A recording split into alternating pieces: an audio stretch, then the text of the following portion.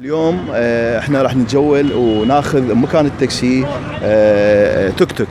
السلام عليكم. السلام عليكم حبيبي. شلونك حيني؟ اسمك خير؟ علاء. التوك توك اليوم اصبح وسيله نقل مشابهه للتاكسي. اي بيها فائده للعالم، للناس الكبار، للنسوان، يعني بيها فائده. اكو اقبال عليها. اي يعني بيها للنساء يمكن اشوف اكثر اقبال. اي صحيح. السبب يعني كروتها رخيصه ومناسبه، يعني البكانات يعني تريد توصل بها هي. يعني المسواق مثلا عند علاقه يمكن تدخل بها للفرع، مو؟ اي صحيح. زين انا اريد اخذك منا لساحه الحمص، ايش قد تاخذ؟ 1000 دينار. 1000 دينار؟ 1000 دينار. زين شغله ام بي 3؟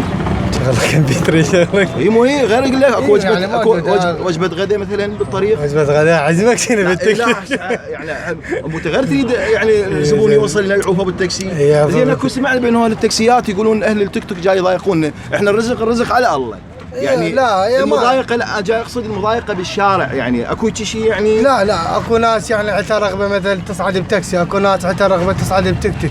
الكروه يعني الكروه اصرف بالتيك توك. انا قصدي اكثر صراحه اكون وياك، يعني بعض اللي يسوق تاكسي مثلا اكو اعمار صغيره، يعني مثلا مجرد مثلا سواله سلفه وكذا هاي، او اشتغل سايق بتوك توك يعني وكذا هاي، بس قام يعني صار مثلا ياثر خاف على الشارع السيارات. اي يعني هي بيها سلبيات وبيها ايجابيات، يعني اكو ناس اطفال يعني ما تفتي ما اكو عالم بالشارع، صح. واكو ناس كبار لا على باب الله تريد تطلع يعني على شغل. نقدر نقول انتم سويتوا فرصه عمل لكم يعني كشباب، بانه مثلا ما عزت عنا الدوله، بانه الكل سوى له سلفه اشترك، اللي اشتغل له يعني استثمر. هي ايش قد سعرها؟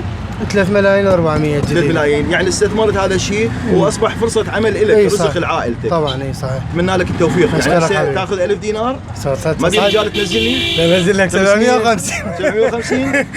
يلا ماشي تدلل. يلا اصدقائي راح نصعد، كونوا وياي. يلا توكل بالله. مال اصدقائي، تحياتي، سعد فاخر.